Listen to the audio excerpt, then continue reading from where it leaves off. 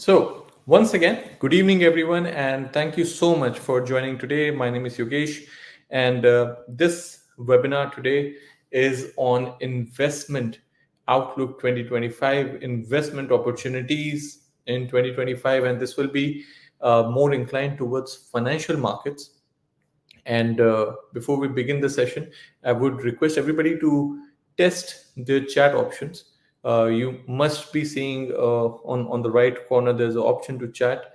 Feel free to try it out. If you have any questions in your mind, even in the beginning of the session or in the middle of the session, you can just write your questions and we'll be trying to answer these questions as we conduct the session. So the idea is very simple to make sure that we are able to answer your questions and at the same time we want to make sure that if you have any kind of query or if you have any kind of doubts, you can ask live from me in this session. And later on as well, once you have attended this session and once you know that what we do and how we do it, you can definitely come back to us with your any questions and any queries, and we'll be more than happy to conduct a one-on-one session for you and guide you towards that how the world of investments work. I'm sure there are a lot of people right now. Some of you have already invested somewhere, traded here. Some of you may not have invested before. That is something which is possible. Please test. I'm getting some replies that I'm not audible. So if you can hear me right now clearly, I hope there should not be any network congestion. If you can hear me clearly, if you can see the presentation, please write yes or okay, because I can see the chat options are working fine. If you can hear me clearly right now, please use your chat options. Okay, perfect. I think if you, just in case if there is an issue or if you have to go, do not forget that a copy of this webinar will be uploaded on Century Financial's YouTube channel, along with so many webinars which we have conducted back in the past few years. You can always revisit the kind of sessions we have done, and along with this session, which will also be recorded. That being said, 2024 was one of the years which was, again, like every year, it was a very eventful year. Investments from the area of commodities, currencies, stocks, in fact, cryptocurrencies at this point of time. I think now's the time that we must talk about something which is have been trending at the moment. I mean, of course, we need to have a complete information about how to look at cryptocurrencies and from which perspective. So definitely, I mean, these are some really tough questions or really tough topics which we must address today. And as I said, if you feel that there are any questions, you can always ask using your chat options. Now, to give you an idea, 2024, if you talk about stocks itself, stocks did ended at record high. So if you see, I mean, this is just a chart. A copy of this investment report will be send it to you on request. So if you like to have a copy of the investment report which we are going to discuss today, you can just call your relationship manager and they will definitely send you a copy of this. So to give you an idea what has actually happened in 2024, stock markets in general, they ended near record highs, because over the past 12 months, Nasdaq, which represents the tech companies of US, it has gone up almost 30%. S&P 500, which represents the broader US market, it has gone over 24%. If you talk about Dow Jones, which represents the blue chip companies, it has gone up by 13%. And this is something which is very important today to discuss, because uh, if we talk about how exactly markets have moved up, I also want to show you the live chart of all these indices and tell you that how 2024 was for them. So just sharing the tab with you right now, so you can go through this and see that what exactly I mean. And I hope that everybody can see this. Let me know guys, let me know. Let's make it more interactive.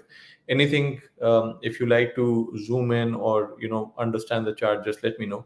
Right now, I'm going to show you a price movement, just a price movement of NASDAQ, which is a tech index. So NASDAQ is an index which shows the performance of the tech companies. And if the index is going up, which means the companies in it have moved or reacted positively, their stock prices have moved higher. And right now, so instead of confusing you with the candlestick or anything, I'll just going to do a straight line. Okay. And I'm going to show you the performance of January 2024. So this is where we are exactly. And I hope everybody can see this. Look at this chart. Just look at this line. Go on your extreme left. And right now I'm showing you the performance of NASDAQ. NASDAQ is a stock market index, which means that when you buy NASDAQ as an index, you are investing in the performance of 100 tech companies of US. All right. So the way these US tech companies perform, if they perform well, the stock prices go up. The broader index, which is NASDAQ, goes higher. Now, if you see 2024, you go to extreme left, that's where 2024 begins. And from there till 2025, look at this curve. It has just gone higher. NASDAQ has gone up by 30 to 31%. And this is really important, guys. So what I'm trying to tell you is, a lot of times I get these questions that, Yogesh, how much money can I make if I invest? Now, there is no way exactly that I can tell you that you're going to make this much money, but I can always show you a historic performance. So to give you an idea, if you're not an expert in investments, if you have never invested in US markets, let me tell you this thing. If you had done nothing, just bought a index, which is NASDAQ, on the 1st of January and ended or held on to it for entire year by 31st of December, the index went up more than 25% in the entire 1 year. That includes the market crashes which happened. As you can see, there have been these lines which are going down, again moving up, again going down. But you see the overall curve is right side, upside, positive sloping. This is the power of passive investing. I mean, if you ask me what's more profitable, day trading or long-term investing, I'm definitely going to tell you day trading requires your involvement. You can choose to diversify and segment this. Like I have my investments which are long-term, which I include in these indices, just put it and hold on to it and see how the broader index performs. And then there is a dedicated amount which you allocate to your day trading, right? Which you put a stop loss and be very disciplined and very careful. So I conduct these trainings one-on-one for a lot of people, and definitely all of you who have been attending this webinar now become eligible to get one-on-one sessions like this. So look at, and this is the performance of just the tech index. Now see what happens here. Just right here, if you see, I'm going to change this. Right, if you now look at this, in the beginning of 2024, NASDAQ, the value of NASDAQ was 16,380, right? And at the end, it ended around 21,933, almost 22,000. So from 16,000 in the beginning of January to 22,000. So to give you an idea, if you had bought one unit for $16,000, you would make $6,000 more on it. Now, this is for this year. Obviously, year on year, this performance would change. Sometimes it would go down, sometimes it would go up. But this is my way of telling you that investments are simple. It's just they're not easy. You definitely need to find a way how you can diversify. So I'm showing you the performance of US market right now. Let me show you how Germany, which is Europe's top economy, let me show you how Germany moved, right? 1 year again. So I'm going to change this to a line chart to show you January 2024. There it is. Look at this. From here, which started the year around 16,000, again 16,000 euros, and by the end of the December, it went to 20,000. So very close to Nasdaq. Obviously, there is no correlation here, but if you see, even the German market has continued to move higher in spite of the fact that Germany did dip into recession in 2024 and 2023 end. So in spite that, you see the index is performing higher, and that's really important to know that how you are diversified to US and now to Germany. And let's see what happened to Hong Kong, right? Because now that's where the China factor gets into it, and you will see that how it worked out. Now, if I show you the Hong Kong 50, which is the main index for China, now this is a bit um, different from what you have been seeing in US. In US, you pretty much saw a right-sided upward slopey curve, right, on the positive direction. Here on Hong Kong index, you see it started the year with 16,500 Hong Kong dollars. Look at this high, it went to 19,500, went down again, right? Let's see how this trended throughout. So look at this. I'm going to show you right here in January. So look at this. Okay. Let's look at this, right? So this is one, and then it moved higher. And then if you see this,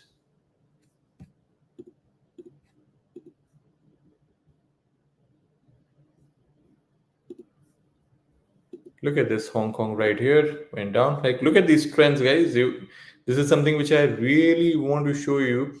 And then the moment there was this big breakout, taking Hong Kong index to 23,000, which started at 16,000.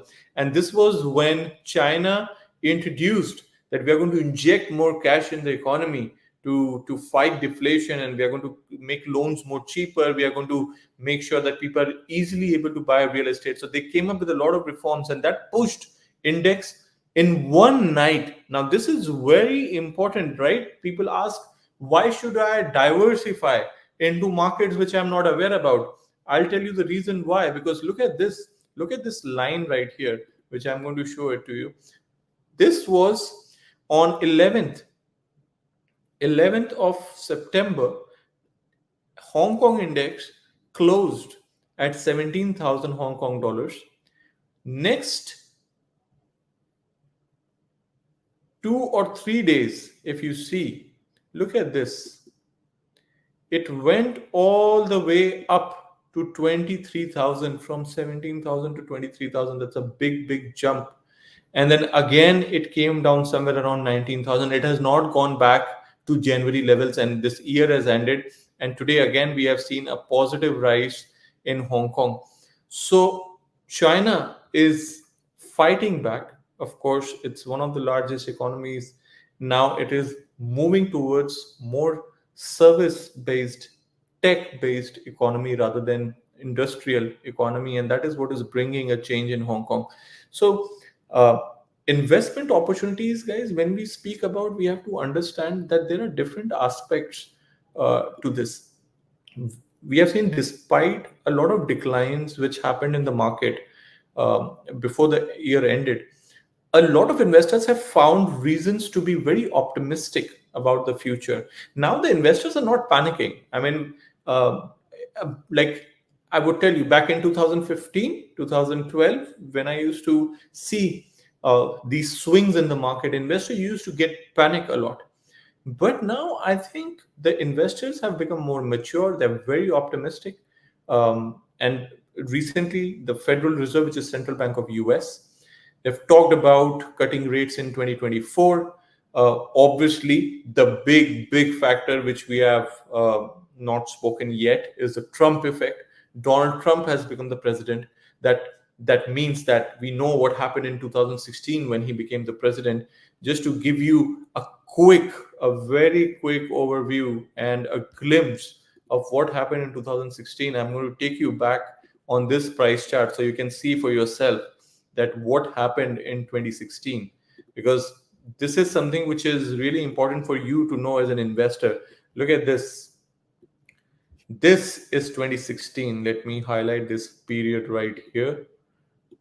So this is where 2016 begins, when Donald Trump became the president, and until 2019 and then 2020. So this is where the pandemic happened, right? So this pandemic fall right here is something which we have to understand. Now look here, look at this upward slope. So in 2016, when Trump became the president, NASDAQ used to be around $4,000. So what am I looking at? Yes, $4,000. And from 2016 till 2019, from 4,000, NASDAQ went to 7,000, took a big dip in 2019 to 6,000 again, a big market correction. But then by 2020, it had already moved to 9,500. So overall, 2016, it was 4,500. 2020, it was 9,500. Almost 100% jump in 4 years stock market indices. We saw the pandemic dip and then again a big recovery. Right now, by the way, to tell all of you, 2016 till 2024, it's been 8 years. NASDAQ, which used to be 4,500, has now reached to 21,800. So if you had done nothing, just bought the index, hold on to it for years, because these are the companies eventually to fight inflation, you invest in either real estate or stock markets. When I talk about stocks, I'm talking about quality companies. Of course, tech is a big bet. You see that big dip which has happened on multiple occasions, right? So people ditch tech stocks first. And that is why tech is a riskier bet. That's why you allocate, you diversify, but you don't leave anything alone. You don't focus, you don't concentrate on just one bit. So while I'm showing you NASDAQ, I'm showing you Hong Kong, I'm also going to talk about Germany index. I'm going to also talk about gold, for example. So that is something which is going to be again very crucial. So I think markets have finally started to begin the rally. We have seen that the bull markets at this point of time, even 2024, it was a record-setting year. S&P 500, if you see, I mean, this is the highest it has been, and this is one of the top most 5 years bull run which we have seen, because S&P 500 had a record year. S&P 500 is a US stock market index. Most all-time highs recorded by S&P 500 in the calendar year. It was 57 times. And I think this is something which is very good, because if you see the companies like Nvidia, by the way, Nvidia went up more than 175%. Apple, Amazon, Tesla, Facebook, they all went up more than 30%, right? So that is something which is really important to know, that it was a great year for tech. Again, we must talk about the presidential elections. I think this was historic. Donald Trump defeating Vice President Kamala Harris. It became one of the most unique races in the recent memory. Joe Biden dropped out of the race, assassination attempt, the criminal indictment. I think this is something which all of us have seen. The small cap index, I think the small cap index itself rallied. Small cap index is an index which measures the performance of smaller market value companies. So even that index has gone up. Oil companies have gone up. The financial services companies have gone up. And I think this is something which has now started. Obviously, now there are a lot of these macro issues which we are definitely going to face, and we have to understand that what is going to be the next phase here. So we are looking at a macroeconomic outlook, and in terms of macroeconomic outlook, we must understand that what is at play at this point of time. Are we talking about US economy? What is going to be about 2025? Because 2024 began with a series of calls where analysts were talking about being very cautious. We're talking about US being recession, maybe higher inflation. And we saw that those fears in 2025 has been brought in, but right now investors are again very, very positive, because most of the benchmarks in US have gained above 25%, and I think that is something which is really important to understand. Now, from a macroeconomic perspective, we want to tell you about different economies. So currently, what you're seeing is the impact which can happen on different economies. And while we are talking about the macroeconomic outlook, we must understand US being the first. I think the performance in last 2 years for US markets have been really good. Inflation is something which has been worrying US since 2022, but so many rate hikes have happened. Loans have become so expensive in last 2 years that people have spent less money, which means demand has fallen for a lot of products. Prices have become very stable, and I think that was a very good progress because we saw inflation slightly rising in November. But if you see the overall in 2022, US inflation used to be 9%. It fell down to 2% or 2.7% in 2024, and that was something which was a big thing. Central banks have reduced rates, which has pushed tech stocks higher, and I think that is one of the most important things which we have seen. So now the question again arises that what are we going to see from US perspective, because the economy for US is still expected to continue expanding, maybe at a slower pace, but I think a certain expansion is expected. And this year, because when we started making these reports, Trump did win the election. Donald Trump did win the election. He was still not sworn in as a president. And now, once he has been sworn in as a president, and all of us have seen the kind of approach he has at this moment, he's talking about openly talking about cryptocurrencies, then launching Trump coin, Elon Musk being the efficiency advisor, and Elon Musk taking the liberty to go out and talk about how great the future is going to be. So I think we are looking to a lot of deregulation over fintech and crypto. So maybe, this is the next 4 years, we might see a lot of crypto mining stocks moving higher. And I have a portfolio for that, and I will share a portfolio for that also. As far as US is concerned, I think we need to be cautious, because there is one very important thing which is at play, and that is the tariff, the import duties which Donald Trump can impose on different countries, especially on China. How many and what will be the amount of tariffs which are going to be imposed? And that at first hand is going to push gold prices higher, and we have seen the impact on gold prices. That being said, I really want to show what is happening in gold right now, and this is all connected at once. And let me show you the gold prices today. I mean, not just today, right now it's 2785, racing towards 2800. Let me show you what happened in 2024. Let me just make this into a line chart so that you can easily see how it has moved up. 2024. Look at 2024 for gold. Just the line itself is magnificent. Look at this. Look at this, right? This is right away. It started 2024 began with a price of 2000, and right now it is 2700.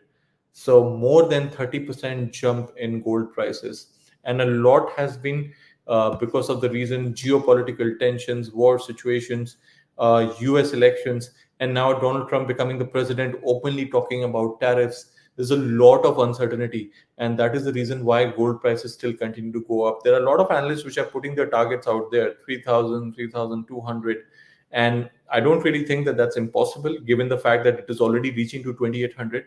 I don't think 3000 is going to be a very difficult point. But please understand, gold is a very volatile commodity at the moment. I'm going to reduce this down to just one day to show you that how much gold can move in one day. And this is really important, guys. Look at today itself. Today is 24th of January, and see this. It went down somewhere around 24th. It was low 2753, $2753 was the price of gold, and highest today it is 2784, which means it has already gone up by $30 in one day.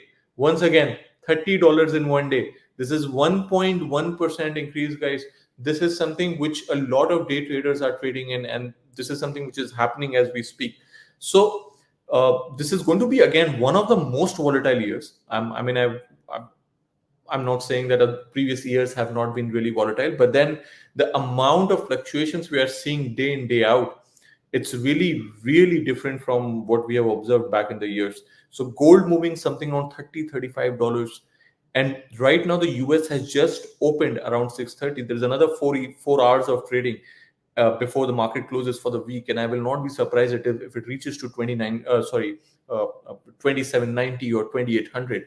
So at this point, it's really important that you must track the daily movement of these instruments if you're looking for day trading. Yes, as a long-term investor, it will make a lot of sense to take a long-term investment in gold, but not in the commodity. Better something to do with gold exchange traded funds or gold mining companies, which is relatively less riskier way of investing in gold for a longer period of time. So we're going to go through one of those portfolios where I can show you that where exactly you can invest in. So coming back, as I said, guys, so towards the macroeconomic outlook, we must understand that when we talk about US, we are talking about um, definitely a positive year for stocks because of Donald Trump. Also, a slight downside can be expected depending upon the Trump tariffs, and that is why you must be cautious while you are placing your trades. You must also look at eurozone economy. I think eurozone economy is also very important. So when we see something towards Europe, we must see Europe is going. It went through a political turmoil. The economic data was not really good. This much slowing growth, a lot of weakness in the manufacturing sector. So entire 2024 has been like this for Europe. Now we really have to understand that whenever the recessionary conditions come in any kind of economy, the central bank must cut the interest rates, make loans cheaper, discourage the investors from depositing and keeping money in the bank, encouraging them to actually take money out and spend more. So the reason behind this is they want to spark economic activity. They want to make sure that the economic activity increases and more money comes in the economy. So we really have to expect that if European Central Bank, if they continue to cut interest rates, because if they continue to cut interest rates, Europe might face more inflation, which can push economy further deeper into recession. So they want to strike a balance. Manufacturing sector, as you can see written in the report, it remains a very key area of weakness for the third year, and this is particularly in Germany. Two of the largest economies in Europe is Germany and France, and both of them have a very turbulent political climate. So maybe unless you see a interest rate cut, slightly try to be away from European equities at the point, because euro as a currency also has fallen down a lot against dollar. I think I would prefer more towards US stocks versus European. There is one thing which you must be very careful about. I showed you the graph of German index, right? And you saw that it has continued to move higher. Why German stock index is going up in spite of the fact that Germany is already into recession? Reason, one of the most important reasons, this year there was a rate cut in Europe and the stock prices went up. But also a lot of companies, so German index goes by the name of Germany 40. A lot of these companies from Germany, they get their revenue from US. And that's the reason that because US is in such a great condition, European stocks have also performed higher because the German index is made of the companies which get their maximum revenue from US and around the world. That is why their earnings have continued to prosper. So Germany as an index has performed well, but Germany as an economy is not doing really well. And that impact has been seen on the euro currency, which has continued to fall down against dollar. So these are the things which you really need to understand, guys, because you might end up asking a question that why German index is high if economy is not doing really well. That's only logical. So that's the important part which we need to see about a macroeconomic idea. We are talking about emerging markets also. See, now in this case again, when we talk about emerging markets, we need to understand that the Trump policies or the tariff policies are going to be impactful, and we have to see how it is going to impact, because emerging markets is a very, very strong industry to invest in. Everything comes into emerging markets. You talk about India, you talk about China, you talk about UAE for that matter. I think the amount of IPOs which have happened in UAE, it makes UAE a very promising market to invest in. So you could also look into it. If you see right now, emerging markets, yes, if Trump decides to put tariffs around the world, that might impact the growth rate of these kind of nations for the next few years. Now, as we see right now, China's growth is impacted by the real estate sector, which is very uncertain. It's been struggling. China has continued to inject as much cash as they can.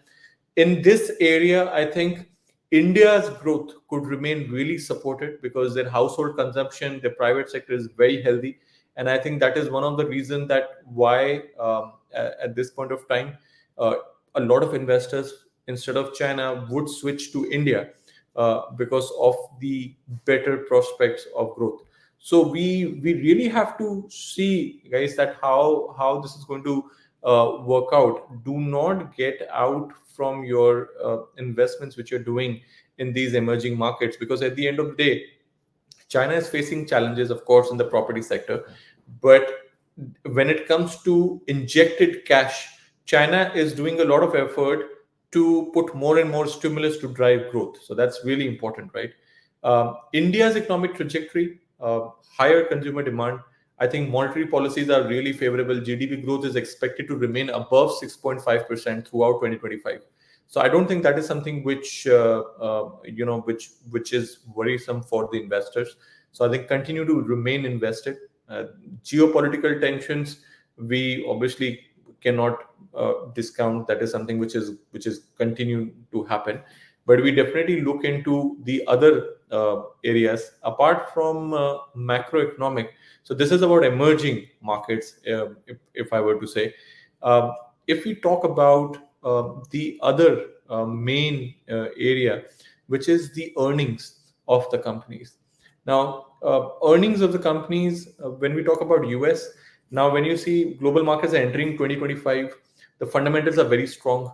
Q4 earnings, as long as the earnings which have come this month in January, it have shown an average year-on-year growth rate. It is actually doing really well, and it's one of the highest which we have seen. So markets are expecting a double-digit earnings growth for S&P 500 companies. That's somewhere around 10 to 14%. When we talk about Europe, on the other side, it is still likely to be pressured by the domestic issues which are happening in Europe, plus the Trump tariff threats which can be there. If we talk about Japan as a country, right now they are experiencing a lot of inflation, and that is something which we must see, right? Because Japan at the moment, so I must show you this thing when I was looking at this report. So if you see, with right now, there's a lot of inflationary environment. 3 decades, as you can see in this report, 3 decades of disinflation. Finally, now Japan is experiencing inflation. In fact, Japan today has increased their interest rate. They're making loans more expensive to discourage more consumer spending. So again, this can be healthy for further economic growth, as you can see. But investors, they need to watch out for heightened depreciation in the yen, because that is really, really important. If they continue to increase interest rates, then yen will not be cheaper to borrow and invest in. And that's why, as and when the interest rates become more and more expensive, people do not want to borrow yen to invest, because now yen will become expensive for a lot of investors as an option to invest. So that is why, again, and a depreciation in the yen, that could not, it could really impact the economy a lot in terms of growth dynamics. So that is something which we need to be very careful when we are looking at from the growth perspective. Now, I think a lot of you must have seen this thing, the amount of discussion which has happened in last 3 days, and that is about the China's economic pulse. This is also about Donald Trump's tariff threats, which we have observed. Now, China's economic pulse is actually connected a lot to Trump tariff threats.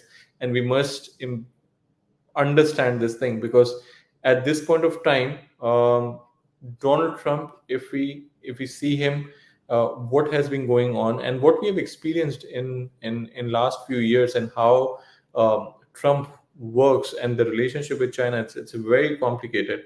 But if we see the GDP growth of China, and that is something really important, because China, the economy of China started on a very strong footing in 2024, because there was a lot of demand for Chinese goods, and China has continued to push and develop technologies. But in the around March 2024, we started seeing that momentum with which Hong Kong index was going higher. By March, we saw that the consumption in China also became very weaker. I think the real estate sector, the housing market, it started going down. Now, entering 2025, I think there are two contrasting things which are happening at the same time. Beijing is undergoing a policy shift. They're still trying to counter deflation. While the whole world is experiencing inflation, China is experiencing deflation. So one is they are trying to fight deflation, and they are also under a threat of Donald Trump that they could put tariffs on China. So in 2024, we have seen China came up with a lot of stimulus. They try to tackle this property market slowdown. They try to increase the consumer demand. They try to restore consumer confidence. But then, and that also, they made loans more cheaper. They made mortgage rates more cheaper. They're inviting people to come and buy properties over there. The down payments have been becoming easier. So central banks have done everything they could. They're providing liquidity programs. China has approved $1 trillion worth of debt restructuring. The president also has hinted that 2025 there will be more stimulus coming in. All these promises, but then again we have observed there is a very lack of structural reforms, and housing recovery is not happening in China. The real estate is not picking up in China. It is expected that in 2025 it might continue to persist. There are around 48 million unfinished homes which have been carrying an estimated of 11 trillion yuan cost of completion. So this is not going to happen. There are a lot of other areas also. I mean, Chinese economies are facing challenges, right? European Union has imposed import tariffs on Chinese EV vehicles, right? Electric vehicles. China's share of EU, I mean, the amount of vehicles they send to European Union, I mean, that is something now it will reduce because the import duties are been increasing. Trump is threatening with tariff on Chinese goods. That is another problem, because semiconductors is something which is an important element here. So Trump has threatened a tariff on Chinese goods, proposed raising the tariffs on semiconductors from 25% to 50%, and this will impact Chinese exports. So I think China, back in the history, we have observed that it is not something which stays down for a longer period of time. But we also need to understand that this is not something which is very very predictable. I mean, there are a lot of things which are happening right now, very unpredictable. Look at this big graph. I mean, this is the China GDP growth, and see 2019. Look at that growth rate which has gone down in 2019, and then again picked up in 2020, and then 2021, and since 2021 it has just continued to be around the same thing, and that is what worries a lot to a lot of investors. Now it's your decision actually, because here you see the economy which is at its slump at the moment. Is that the time when you enter, is the question. So whenever China recovers, the Hong Kong index, which used to be at 30,000 Hong Kong dollars, is currently at 20,000, and it has already seen a low of 15,000. So what happens next with Hong Kong? How Trump tariffs are going to shape up? So that is something which we have to see. But definitely diversify. That is why somebody who's a trader can take advantage of markets going up, but also can take an advantage when markets are going down through short selling. But a long-term investor must not short sell for a longer period of time, because that's extremely risky. So you have to see that there are some short-term opportunities which you as a trader can take. There are some long-term opportunities which should be buy only. I always feel that a long-term investment should only be a buy and never a short sell. So we are definitely going to give you some stocks which we feel can gain a lot of momentum this year, and I think that is something which all of us should look into. A lot of them are going to be tech, I mean, without a doubt, but then we really have to see that how AI is shaping up at the moment in a lot of these cases. Let's understand about, again, dollar. I don't want to spend more time in explaining. I'm sure that there are a lot of investors who are and I mean, some of you definitely would be into currencies, but if I see 2025 outlook for dollar, it appears to be quite positive, because next year we will see, as of now, today, and the way Donald Trump speaks, is supporting dollar a lot. A short-term pullback is expected. I mean, it will take time for the Trump's policies, could get executed, could get delayed. But if we see central bank, if it really slows down at pace of rate cuts, although Trump has talking very actively about that the interest rate should be slashed across the world, but if will that happen or not is the question. Because if it is not happening, then central bank might continue to hold the rate steady, and with tariffs coming in, inflation might increase a little bit. So dollar might remain the same or higher, and that is the reason why we see that dollar is not completely going down, even after Trump openly announces that what is going to be that how the central bank should cut interest rates. So I think dollar will still remain elevated. um, Trump plans to cut a lot of corporate taxes from 21% to 15. If that can be done without cutting down on spending, that could really increase the fiscal deficit, something which we can always discuss one on one, that how it actually works. It's just that more tariffs can increase inflation. Increased inflation can discourage central bank to cut interest rates, and if interest rates are not cut, we might see dollar continue to remain stronger on the higher side. So that is something which you must keep in mind before you look at. Now, I think something really important here, which a lot of you would like to know, is about gold, right? Because gold is one of those instruments which is taking a lot of hype at the moment. Gold has continued to increase, and there are several reasons. If whether we talk about the demand for central bank, and this is the data which I really want to share with you right now, just to give you an idea things. So there are reasons that why gold has been going. Central banks, they've increased their gold reserves, right? In the last few years, the surge in the central banks buying gold, it has actually increased, right? If you see in 2010, the amount of gold central banks would buy would be around 104 metric ton. But if you see by the end of 2023, instead of 100 metric tons, they were buying 1,000 metric tons. So the purchase really peaked, right? In last 10 years, it has gone up a lot. So if you see in percentage terms, uh, compared to the peak central bank gold purchases were up by 64%, and that is something which is really amazing, because central bank has the purchases have gone up by 64%, and that was in 2022. In 2023, it has gone up by 60%. On an average, central bank continues to add around 500 tons between last 10 years, if I were to tell you. This is very important, right? Because the amount of gold it added between 2010 to 2020, more than that, it has already added between last year to like 2022 to 2023.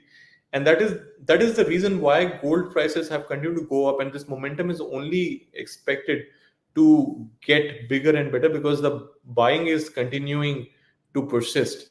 Now, the data which I really wanted to share with you right now is this, and this is the gold demand, the global gold demand, and look at the global mine production and the excess demand over the mine production. So if you see the gold demand globally, it has continued to increase, right, from 2010, right here, and gold prices could continue in 2025, continue to advance, maybe at a potential slower pace, but could reach to $3,000 by the end of the next year. A lot of volatility is expected, even after central bank has signaled fewer rate cuts. I don't think it is going to hinder gold's movement, particularly when we are seeing so many geopolitical tensions. Federal Reserve also going back and forth on what is expected. Donald Trump coming with tariff threats. There is a lot of uncertainty, and I think gold thrives on uncertainty.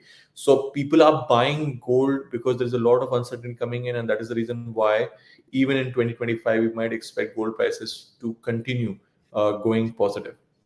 Now comes a very important. I mean, I've never spoken openly or talked about this division, but cryptocurrencies is something which now we must talk about.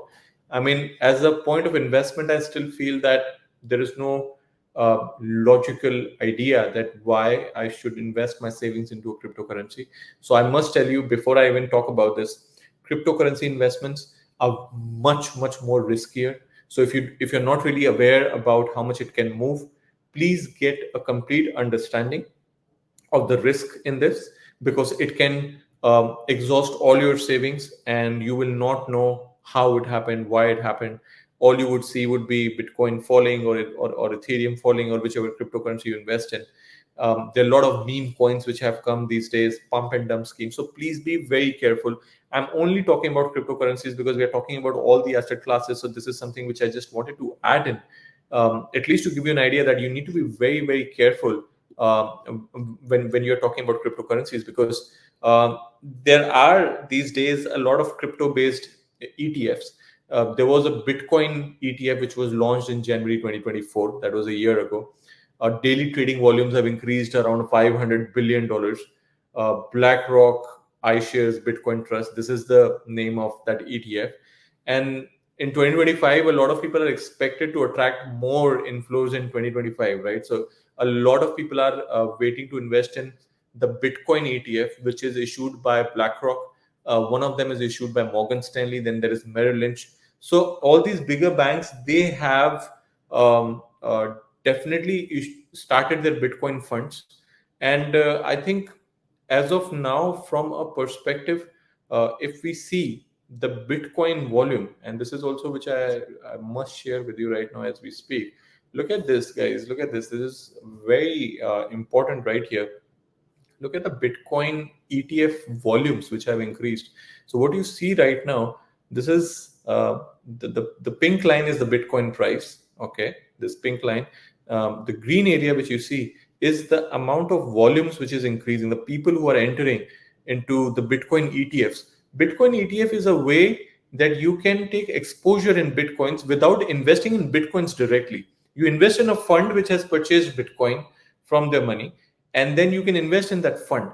So obviously it is definitely related to the value of Bitcoin, but instead of buying Bitcoin, you buy exchange traded fund shares, which has taken exposure in Bitcoin directly. So there is BlackRock, Merrill Lynch, Morgan Stanley, these kind of companies which have created these trusts and funds, and you can buy these online using your online platforms. It's something which is very easy.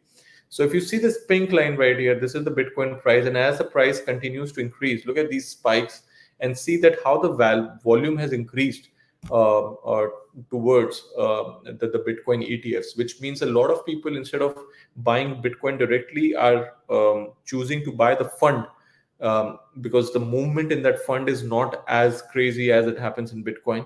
While we talk about this, I must also show you that what happened to Bitcoin when US elections happened. So this is the movement in Bitcoin.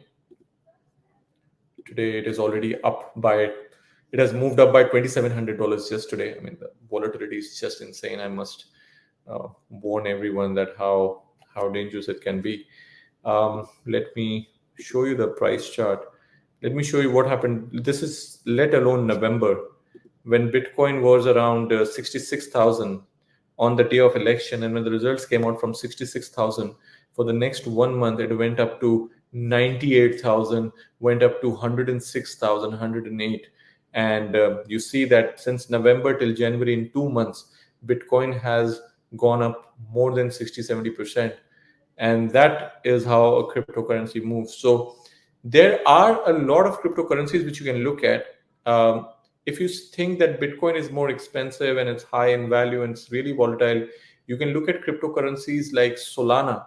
Solana is a much more sustainable way of cryptocurrency, more sustainable than Bitcoin and Ethereum.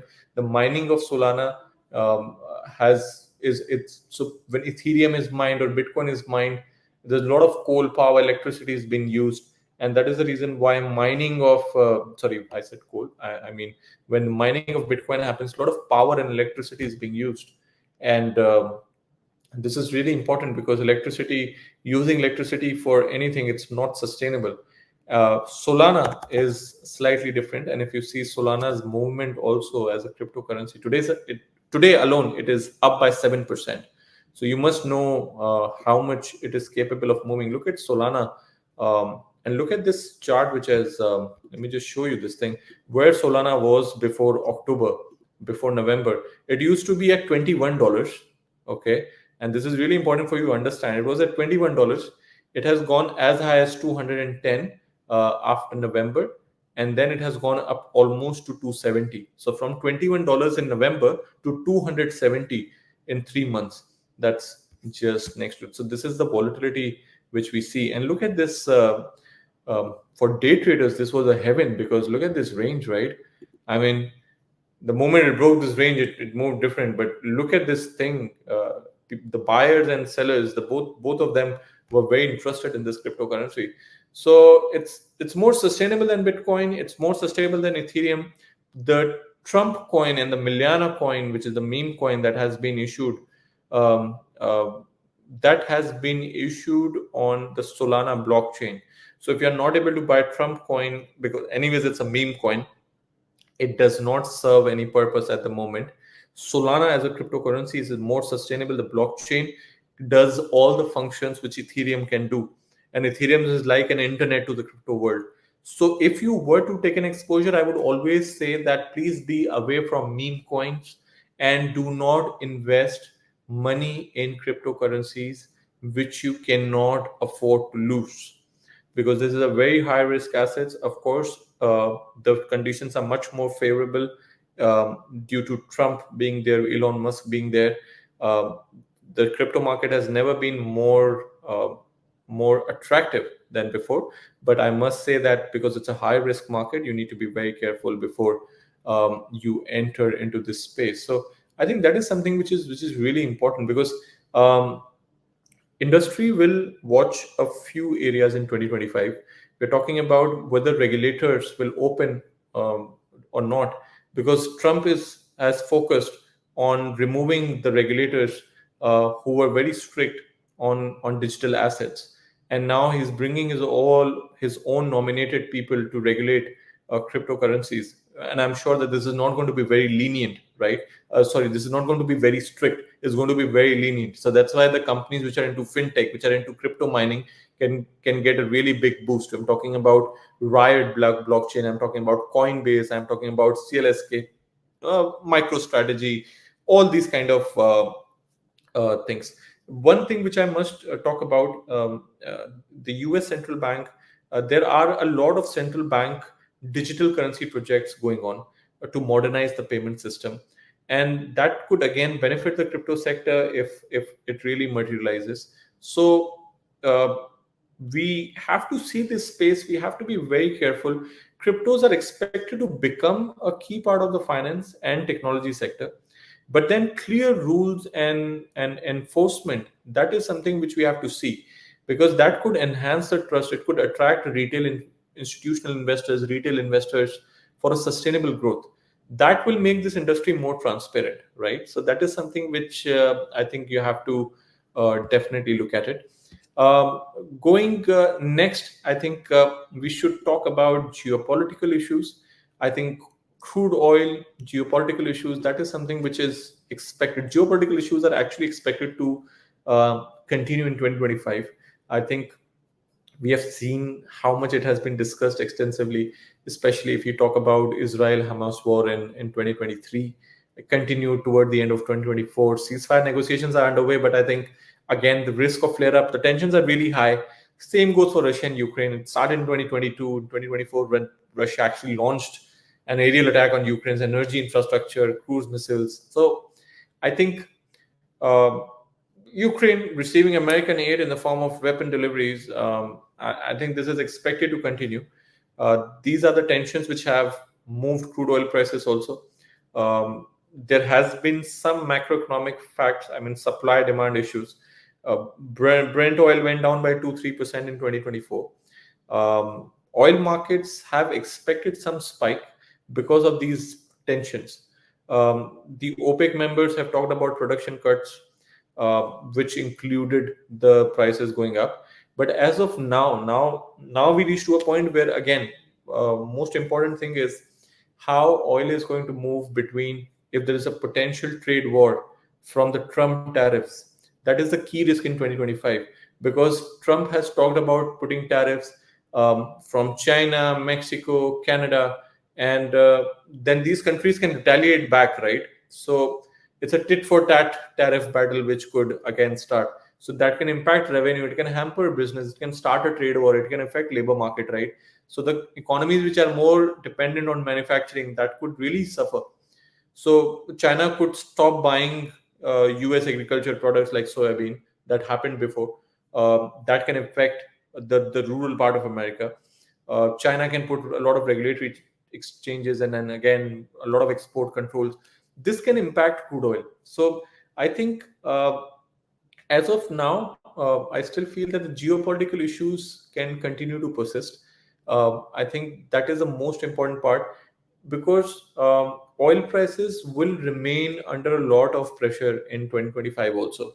These short-term spikes are expected because if Trump levies sanctions on Iranian supplies again, or any kind of supply disruption happens, like Trump, for example, he confronted Panama's leadership, right? I mean, they're talking about uh, the waterway, which is a very critical direction for the global supply. Trump has asked Panama to lower the fees, which is 2% right now for the global supply. Otherwise, just relinquish the canal to the US, about three quarters. Now, all of these things actually is going to put pressure on oil prices. So we really have to be cautious and get updated with what kind of news is coming in, right? Guys, if you have any questions, please continue to ask. I think I'm sure a lot of you will have questions regarding the markets. If you have any of your own doubts, you can definitely proceed to ask. Next being AI, I think you have heard a lot about AI being the next important element. I think there are a lot of companies which are making the use of AI. Let me actually give you take you to a portfolio which is mostly towards tech, and I really want you to have a look at this portfolio. So this is where we reach to, guys. You can take a snapshot of this portfolio, and if you want, you can ask your relationship managers as well, and they will be able to provide you a quick snapshot of this portfolio. These are the stocks which we expect probably in 2025 it could do really well. And if you see, these are not the names which you don't know. I think a lot of these names we already know. We are talking about Nvidia's, Microsoft, Alphabet, Amazon, Facebook, Broadcom, a pharmaceutical company called Lilly, then Oracle, Palo Alto, which is a cybersecurity company. You have Mercado Libre. So this is one of those portfolios which you can look at. There is one more portfolio actually which I really wanted you to have a look at it, and that portfolio is about the crypto mining companies. And if you just have a look at this one, and this is really important portfolio because I'm sure a lot of you want to invest in cryptos but somehow do not have the right medium, or you're not really sure about how this space is going to work out. So if you don't want to do the cryptocurrency directly, you can definitely look at the stocks which are into crypto mining. Again, please do not exhaust your entire savings into these. This is just for your understanding that how you can diversify in these kind of areas. So this is something which you can definitely look into. And I feel if you look at this portfolio closely, and I'm talking about these companies right here, Riot Platforms, Core Scientific, and these kind of companies. And if you see this, I think Riot Platforms, the core business, again, it's a Bitcoin mining company in North America. they have operations in self mining, again data center hosting services. They also make manufacturing, like they do whatever the mining equipment is required, so they are into manufacturing of that. And they are one of the lowest cost providers when it comes to facility development. And if you see right now, the shares are trading at a premium because their balance sheet is strong. So Riot Platforms is actually one of the leaders which you can look into. And then you have Core Scientific, you have TerraWolf, you have Iron.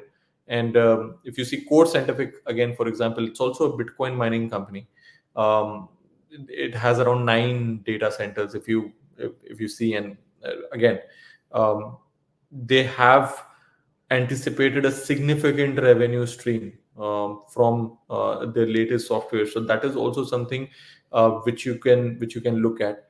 Companies like TerraWolf, for example, which are environmentally sustainable when it comes to Bitcoin mining. Again, they are the sources which they're using are zero carbon.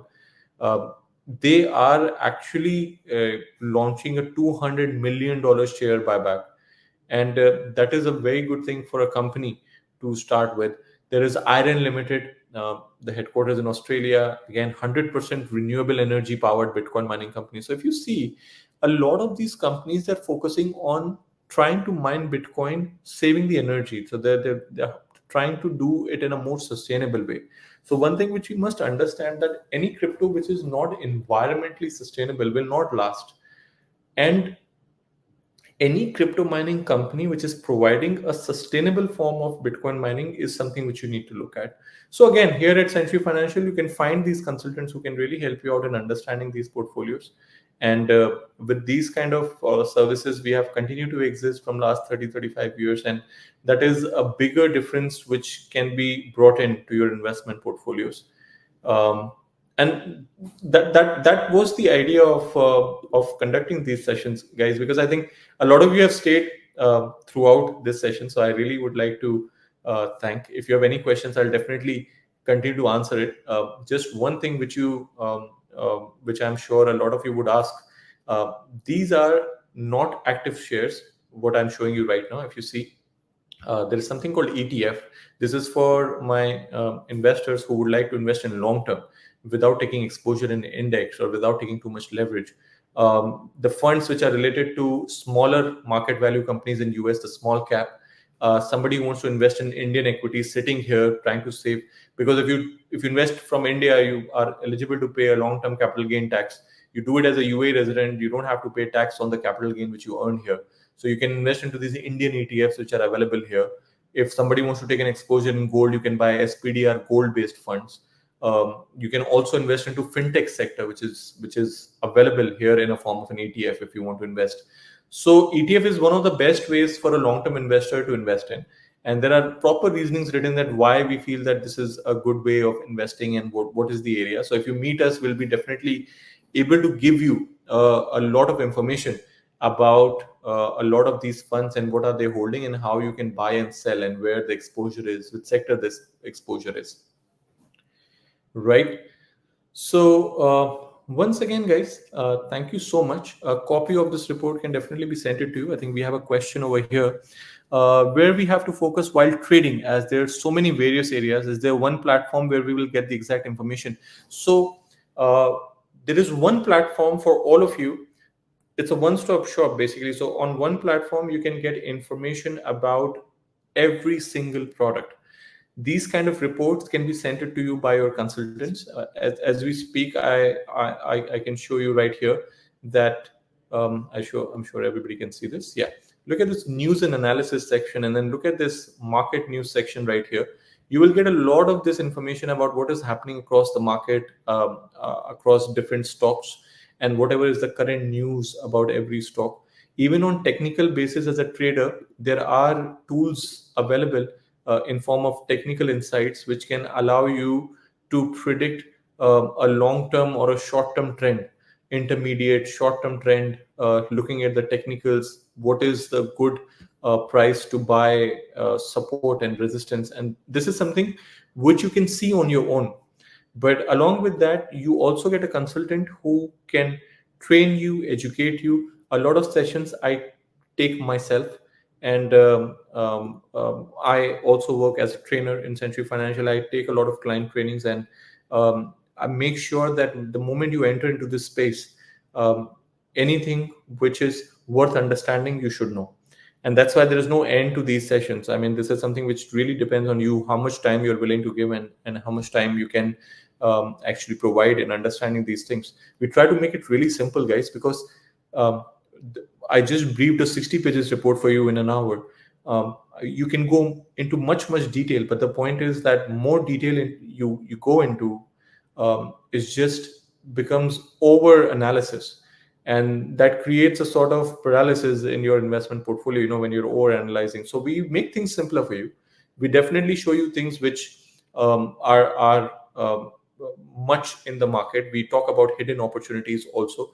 There are a lot of mega trends which I have still not spoken about in the area of DNA sequencing, cybersecurities, AI, robotics, 3D printing, and remote medical consultation, agricultural technology. So definitely, we do these sessions every week, and I'm going to do a lot of these sessions coming in. We are also going to host a proper seminar in the next coming few weeks. So I just hope everybody to see here. We are based in Emar Square. If you would like to come for a cup of coffee and have a one-on-one session with us, please, definitely, you're most welcome.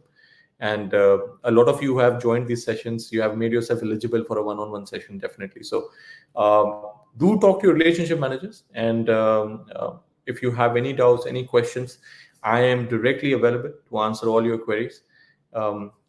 Is AI analysis worthy? Because most traders are using it. See, algorithm trading, I wouldn't. I would definitely say that more technology used in anything at this point of time, it's not a bad idea. But you must understand that uh, if you're a day trader and you're only using algorithms for your trading, uh, it really becomes more robotic than personal. Um, I would say that markets at this point of time, especially Trump being the president, it's very unpredictable. While taking a support from AI may not be a bad idea, but being involved yourself and talking about it and understanding it also um, makes a lot of sense. So I would never say that AI analysis is not worthy. It's definitely healthy and it's worthy. It really makes your life easier, but as a complement, not as a replacement. Um, very informative. Someone like me to start. Okay, parameters, metrics to ascertain before investing was very helpful. Okay, perfect. I'm also looking forward to meet more. What are the charges per trade if you're keeping for a long term? See, there is, if you're using derivatives and if you hold stocks for long term, there's definitely a holding cost charged. In case if you don't want to pay holding cost, then we also provide non-leverage accounts where you can actually buy stocks, own them, and do not pay any holding cost on it. So if you're not taking leverage, there will be no holding cost charged to you. So it's a holding cost free account for all those people who would not like to take leverage. Rest, the kind of charges we charge commissions on every transaction. We charge you the spread, which is the difference between buying and selling price quote. And we can definitely send you a schedule of charges. You can find it very easily on our websites as well. So that is something which we do. What is the charge for ETF? It works just like a share. I'll give you one example, but I would really appreciate if you can come and we can discuss it with you. If you're buying, say, India ETF, say 100 shares, I think minimum charge is $4 or $10 per transaction. And if you're doing it on a non-leveraged account, there's no holding cost actually. There is no account maintenance fee. There's no advisory fee. There is no consultant fee. What you are charged is being the spread and the commissions. So for long-term investors, I think it's a really good opportunity if you really like to do it. Explain a little about forex. Yes, I skipped the whole part about dollar, but forex. I must tell you, this is a good year for USD. While euro, pound are expected to continue decline against dollar. As of now, we have seen historic lows in last 2 years for euro and GBP. So forex, I must tell you that there are three currency pairs which you should look at. Four actually. One is Euro USD, GBP USD, USD JPY, which is dollar yen, and fourth could be USD and Swiss franc, which is somewhat a stable currency pair. Um, I can definitely conduct a one-on-one session on forex trading and how it happens. So if you're really interested, let's meet one-on-one so I can tell you the trends and take more time in explaining you, because currencies are a little volatile subject. I just don't want to finish it in 1 minute, but I can definitely one-on-one sit with you and talk about this. Right. So such a wonderful session, guys. It's the beginning of the year, and I'm really excited to work with all of you. And I hope that this was very informative and productive. I know there's a lot of content, a lot of space, but do talk to your RMs, and they can definitely send you a lot of portfolios.